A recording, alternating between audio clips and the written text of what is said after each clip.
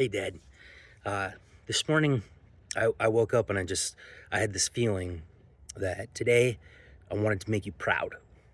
So rolled out of bed. It's about 5 a.m. and I ran a little marathon. And while I was running, I was alternate pressing these 50 kilogram kettlebells over my head just to, add a little challenge to it, get the muscles going, get the blood flowing. And I was also listening to this audiobook, which I meant to tell you about. It was about how the shrimping boom in Morgan City, Louisiana, brought this city out of the Depression, and it also established the Cajun Catholic identity. It brought religion from the private pew to the public docks, so to speak, because people were coming together with this religious communal plea for survival. The priest, he'd stand out there and he'd bless the trawlers, and he'd petition God to keep the shrimpers safe on these small wooden boats when they went out into the sea. The open sea is dangerous, and this eventually turned into kind of a formal community-wide event called the Blessing of the Fleet, and it's still practiced today. The blessing, afterwards, it was accompanied by this Cajun dance, and that started to blur the lines between a good party and a good prayer, and it changed the religious perspective of the day, where joy and celebration, even dancing, became seen as holy. It's a lesson that the Dutch Reformed could have learned if they knew how to dance. When I got back from the run and listening to the audiobook, I had some grape nuts. I put some bison bone mush on top, and that's good for you. That helps. And I had a little black coffee, which my wife made for me, and she brewed it too strong.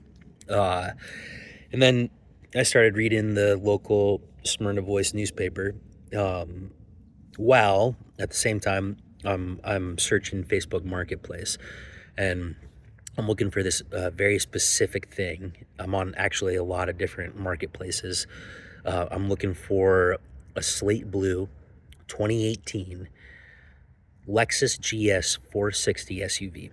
That also needs a new engine because last weekend I'm on one of these car part auction sites that I sometimes browse, and I find this 4.6 liter V8 1UR FE engine with only 15,000 miles on it, and these things run forever. So I want to put that in one of these cars that needs an engine, and it's going to be a great car for Asher. It's going to take him through college, maybe even beyond if he wants it, because this car, it's rated the most reliable car by Edmunds, and it also scored super high on these private mechanic forums that I've been reading lately. So anyway, a little side project. After I got done searching, it's about 6:30 a.m., and I know the mayor, he wakes up early. He's a good guy. I know him for a while. And I call him, and I gently gave him some advice about how he could get support from the city council on how to get this upcoming public works bond passed. Made him think it was his idea, and he got there, and then I just praised him extensively for it. He's a good guy, a smart guy. I think he's going to do well. So after that, my wife's awake, and it's time for us to do a little yard work in the front yard. So we set up the ladder in the back of my truck bed, so that we can reach these higher up limbs in this big oak tree back here. Totally safe. We can do it. Not a big deal. But honestly, doing yard work together, kind of a big turn on for me. So we had to take a little break, go inside, clean off in the shower together.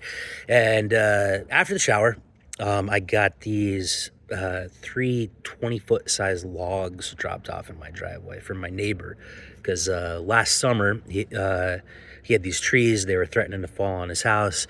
He said, "What should I do?" And I was like, "Don't call anybody. I know it's 95 degrees outside, humidity's high, but listen, we can spend the next 12 hours cutting these things down by ourselves." We had a great time. So he drops them off. I chop these gigantic logs into fireplace-sized logs with my handheld axe. Um, and later, I'm going to make my kids stack them and then unstack them, stack them again. And I can't decide, maybe unstack, stack again. Just really wish these kids would have grown up on the farm. Would have been better for them. Oh, 1 second. My timer's going off for my push-ups.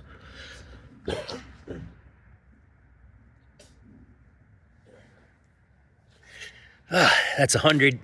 No big deal, just a little basic body stewardship. It's bare minimum. So after I finish chopping the logs, Hessel stops by, picks up Lars and I, and we drove about an hour and 20 minutes north so we could pick up this foosball table. Apparently it's 400 pounds, and normally, according to Hessel, it's like $2,000. So we're gonna get it for a couple hundred. Great deal. But we get up there, and the lady said, hey, listen, 2 people cannot load this thing up. It's way too heavy. And we said, hey, well, we got 3 people here. It's me, Hessel, and we also got Lars. And she laughed, and she's like, okay, let's go take a look at it. So we go down into their basement, and unfortunately, this foosball table's it's warped. It's been in this wet basement. And the thing is, and I think you're going to be happy to know this in a way, well, this lady, she had a bit of a warped face, kind of waterlogged.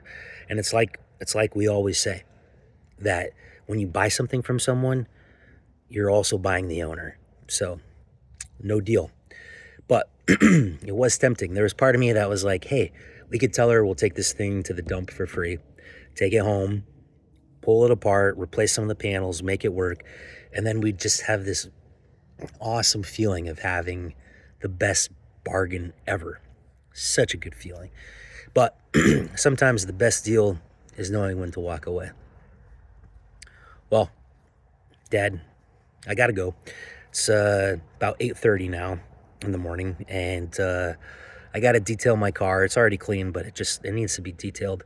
Gotta have the kids make those tires shine, and then I gotta mop the garage. But I just want to leave you this little video message in case you were concerned. Your legacy lives. It lives on, and it lives strong. And we all love you, and we're rooting for you, and we're really hoping to get to see you again soon. Love you, Dad.